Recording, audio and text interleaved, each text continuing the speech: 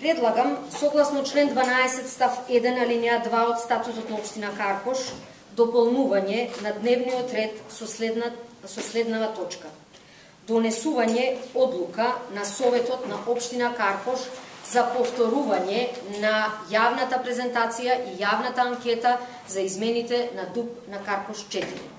Согласно законот, би сакала кратко да ја образложам потребата од донесување на оваа точка, односно оставање на дневен ред, и да ја образложам итноста на оваа потреба. Имено сите ние сме сведоци на фактот дека граѓаните од општина Карпош, особено од Карпош 4, урбаната заедница, се видно вознемирени од измените на ДУПот за Карпош 4. Спроведоа граѓанска иницијатива и собраа над 2600 подписи во исклучително комплицирани услови. Немам намера да навлегувам во елаборација на правните лабиринти од аспект на небулозите зошто требаше да се соберат 6000, односно 10% на ниво на територија на цела општина, а не од една урбана заедница, затоа што тоа не е ниту моја надлежност како советник, ниту моја компетенција. Сакам само од името на советничката група на опозицијата, составена од советниците на СДСМ, ЛДП и Обединети за Македонија, да доставам предлог до сите вас, советници, да го дополниме дневниот ред на денешната седница со уште една точка – донесување на оваа одлука, со што ќе покажеме дека имаме слух за барањата на граѓаните. Особено затоа што ова не е барање кое што би предизвикало некакви комплицирани административни процедури. Не е барање кое што би предизвикало некакви финансиски трошоци или некакви прекршувања на законската регулатива. Не гледам причина зошто ние советниците да не им излеземе во пресред на барањето на граѓаните, особено што одлуката можеме да ја донесеме едногласно и со тоа да покажеме дека сите заедно и покрај тоа што сме избрани советници од различни политички партии, можеме заеднички да го ставиме партискиот интерес, да го ставиме интересот на граѓаните над партискиот. Итноста на предлогот, кој што ја обврска да го образложам исто така кога предлагате точка на дневен ред, го образложувам со информацијата дека сега е момент за носење на оваа одлука, зашто според она што го следиме преку медиумите и социјалните мрежи, граѓаните продолжуваат да се организираат и да го изразуваат своето несогласување преку разни облици на граѓанско делување.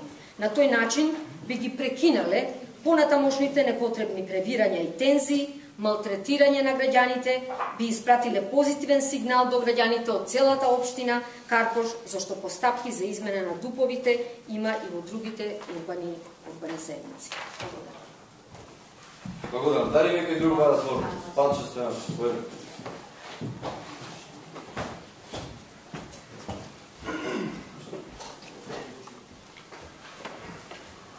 Ја некој се обрачам до вас. Говорницено повторно, ќе апелирам до колегите од другата страна. Да ме прекинете со политика, да работиме за општина нешто. Ова колешка е чиста пропаганда. Избори се далеку, април е месец. Имате време, се организирате, ќе се спремите. Прво кажувате на невистина. 3 пати поголем број. Не знаете колку жители на општина Карпош сте советник више 3 година. Второ, не може граѓани да идат во општина да видат ДУП почнат да ги излагаме. Много јасен. Секој е достапен. Вие ги пуштите тие информации преку мейлови, така да може да се информирате и тие што не сакаат, што не се откараш да гледат. И повторно апелирате да им излезе во сусрет. Па неуспешен беше референдумот. Ни вашите членови не го поддржаа вашето мислење. 2000 луѓе се подпиша. Предпоставам дека СДС има барем 7-8 членови во Карпош. Не знам што апелирате и овде пред сега камерите. Повторно правите пропаганда политичка, апелирате до нас советниците. Што? Да ги малтретира повторно граѓаните за 2000 луѓе од 65. Тие се изманипулирани исто. И они тоа не го мислат. Биче вие презентирате другаче вистината. И само би да само да работиме, имаме побитни точки на дневниот него вашата пропаганда. Благодарам.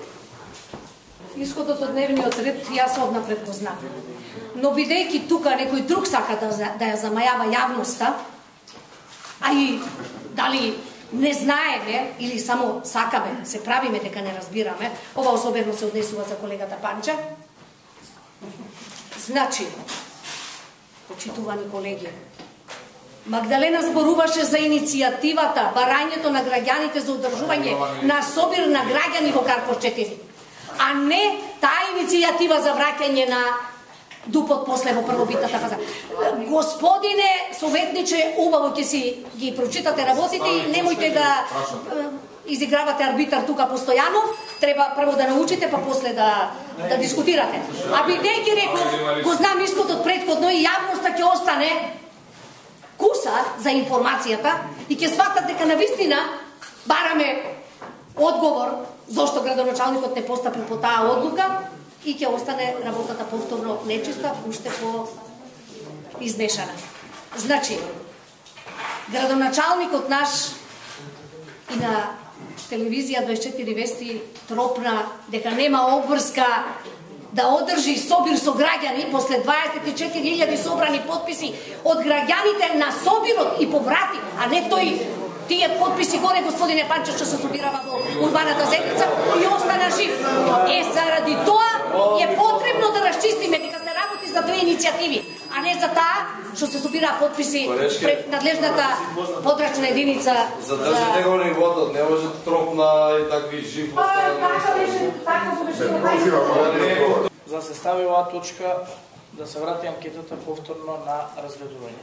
Значи има закон кој што може да си го прочитате за просторно и урбанистичко планирање, ќе го упатам поточно од член 24, точка 10 од истиот, каде што вели, цитирам: доколку комисијата одлучи дека нацрт на планот со прифатените забелешки од јавната анкета претрпел значајни промени во заграда, промена на границата на урбанистичкиот опфат, промена на регулационите линии, промена на намената на земјиштето и промена на намената на и други промени, градоначалникот на општината нацрт на планот со градените забелешки во планот повторно го става на јавна анкета и на јавна расправа. Значи, законот и членот е многу јасен. Затоа не ми е јасно како од овој аспект и од денешнава дистанца вие го поставувате ова прашање да биде на дневен ред како точка. Во време каде што се уште по анкетните прашања, односно анкетните забелешки, кои што се чинам 30 на број, не е одговорено, 37, кои што не е одговорено на граѓаните и кои што нема извештај од комисијата, апропо она што го каже колегата Горан Михајлов, па може би сите ќе бидат анкетни листови усвоени, може би стварно планот ќе претрпи такви значајни промени што градоначалникот ќе биде должен да го стави планот на повторно разгледување. Значи, го упатувам да си го прочитате овој член од законот и дека не се води, дека не станува збор воопшто дали ова прашање може и е од надлежност на општината, него тајмингот, односно времето, кога треба да се постави ова прашање и оваа точка се стави на дневен ред, не е сега. Значи, како што каже и колегата Горан Михајлов, ја кршите процедурата, го кршите законот со вакво нешто, доколку се донесе одлука да се стави оваа точка на дневен ред. По поглед на прашањето на граѓанската иницијатива и граѓанскиот собир, има еден закон исто така, кој што верувам сте го прочитале, меѓутоа не знам колку убаво сте го толкувале. Значи се вика закон за референдум, граѓански иницијативи и други облици на непосредно известување граѓаните. Значи, убаво кажавте, ја објаснивте постапката, дека е отпочната со 100 потписи и дека е дадено од страна на председателот ПАС, дека може да продолжи постапката за собирање на потписи. Но има еден член 79, каде што вика граѓанската иницијатива на локално ниво се смета за покрената, ако најмалку 10% од граѓаните запишани во изводот на избирачкиот список за општината, градот Скопје и општините во градот Скопје. Урбаната заедница на која се однесува? Ајде прочитате. Па ти не знаеш она закон кој ја пишува бутна летка. Прочитате. Има закон кој да се И општините во градот Скопје со своји потписи ја поддржале иницијатива. Референдум, иницијатива, збориме за иницијатива, секретаре. Граѓанска иницијатива. Лешке, делот на граѓанска иницијатива е сврстено во глава 7 од истиот закон што го цитирав. Значи, еве тоа како за појаснување, затоа прочитете го. Понатаму има глава 8 кај што се вели собир на граѓани на општината. Она што го начнавте исто така. Во членот 84 став 2 од истиот вели: собирот на граѓани го свикува градоначалникот на општината, градот Скопје и општините во градот Скопје по собствена иницијатива, на барање на советот или на барање од најмалку 10% од граѓаните запишани во изводот на избирачкиот список на општината, градот Скопје, општините во градот Скопје, односно на местната самоуправа. Колку што мене ви е познато, прашањето пред кој што се подпишува граѓаните на општина Карпош беше во врска со покрената граѓанска иницијатива од група на граѓани. Доколку беше прашањето за граѓански собир, истата таа постапка ќе требаше да ја покренете пред органот на Државна изборна комисија, заради тоа што членот 84 ставот 2 повторно вели од граѓаните запишани во изводот на избирачкиот список. Значи, тука сме нејасни, но јас се уште чекам, односно како служба во функција на Советот и на општината, согласно член 81 став 1 од истиот закон, подносителот на граѓанската иницијатива да ги достави подписите, во кој член се вели Советот е, односно член 80, овластениот представник на прилагачот, образецот со подписите на граѓаните за предлогот за кој покрената иницијативата на локално ниво го предава на председателот на Советот во рок од 3 дена од денот на завршувањето со давањето на подписите. Зошто не е доставен, поминати се 3 дена, тоа треба подносителот на иницијативата да го даде да го објасни. Ете, тоа се, почитувани колеги, овие законски обврски, законски рамки, кои што предпоставувам дека и вие како советници треба да ги почитувате овдека и кога се носат некои точки, дали се гласат на дневен ред или не, особено треба да внимавате. Јас не знам како може да ги осигурам граѓаните. Не ми е јасно прашањето, меѓутоа, еве ќе повторам уште еднаш, не треба никој да биде загрижен. Општина Карпош е општина која што води сметка за зеленилото. Плакаме 100 работници да го одржуваат зеленилото, иако е обврска на паркови и зеленило. Ова е општина што со најмногу цвеќиња во Република Македонија. Ни на крај памет не ни паѓа да одземаме зеленило за да правиме паркинзи во Карпош 4, ниту пак да се сече дрва. Секој граѓанин на Карпош 4 треба да биде потполно спокоен, ниту еден квадрат зеленило, ниту едно дрво, ниту една гранка нема да биде исечена, што значи дека сето ова што се обидува другарите од Социјалдемократскиот сојуз да ги изманипулираат граѓаните, мислам дека беше апсолутно неуспешно и она што е најбитно дека ние треба да се потрудиме со граѓаните на Карпош 4 да разговараме за вистинските проблеми, а ова е измислен проблем. Вистинските проблеми се како да ги поправиме лифтовите, како да ги замениме крововите, како да направиме што е можно повеќе фасади, како да им возможиме на оние граѓани кои што сакаат да се ги откупат дворните места да ги откупат, како да се справиме со оние несовесни млади граѓани кои што оштетуваат општествен имот, како да ги сопреме конфликтите меѓу одредени групи на граѓани, тоа од различна етничка националност, тоа се вистинските прашања кои што треба да се посветиме во Карпош. Нема ли да има измени на ДУП-от, тоа што се плаша граѓаните?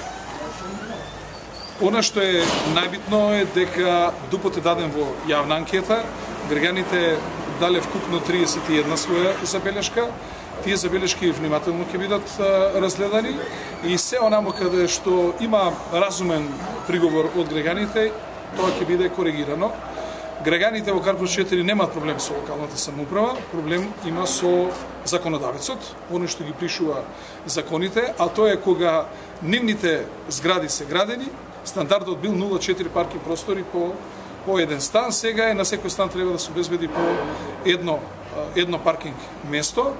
И ние заедно со граѓаните треба да се договориме за да урбанистичкиот план биде усвоен, каде тие паркинг места ќе се уцртат за да може да нормално да ја пројде процедурата. Иначе одговорно тврдам дека освен една измена нема ниту една друга измена на територија на Карпош 4 во урбанистичкиот план.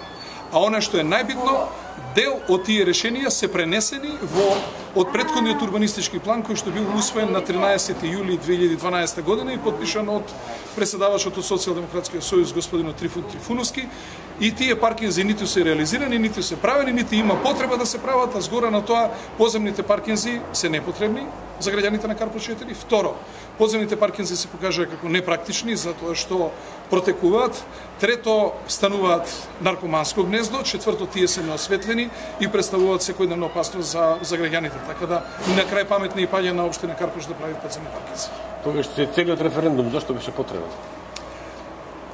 Не знам зашто беше потребна лагата од Социјалдемократскиот сојуз за да ги малтретираат граѓаните. Јас пак ќе повторам, јас сум платен и да ме малтретираат, меѓутоа граѓаните не се должни да бидат лажени и да бидат малтретирани за проблем кој што не постои. Граѓаните на Карпош 4 немаат проблем ниту со локална самоуправа, ниту пак на терен има реален проблем со паркирање, освен оние граѓани кои што се наоѓаат непосредно до Ситимол. Меѓутоа се договоривме со управата на Ситимол на дел од тие граѓани кои што живеат најблиску до Ситимол ќе им бидат обезбедени слободни влезници за да можат да ги паркираат своите возила во Ситимол како компензација на оние несовесни граѓани кои што доаѓаат да пазарат во Ситимол, а ги остават своите возила низ уличките во Карпош 4 и мислам дека реално апсолутно нема никаков проблем затоа што општината Карпош во 2012 и 2013 година во Карпош 4 изгради 840 паркинг места. 840 паркинг места и практично ги задоволивме сите потреби. Дали доколку советниците на СДСМ побараат да се стави на дневен ред точката за доклад, дали ќе се стави? Советниците може да се побараат било која точка да биде ставена на седница на совет.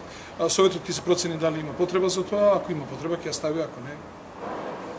Ќе им препорачуваме да продолжат да лажат. Рековте една измена во ДПТ, на што се однесува таа? Се однесува само на оној објект, оној сервисот што се наоѓа на ќошот меѓу улица Љубленска и улица Илинденска, кој што по генералниот урбанистички план мора да биде А2, значи не деловен, туку А2, значи само таа измена таму постои и ниту една друга измена се е прецртана од постоечкото решение во Карпош 4.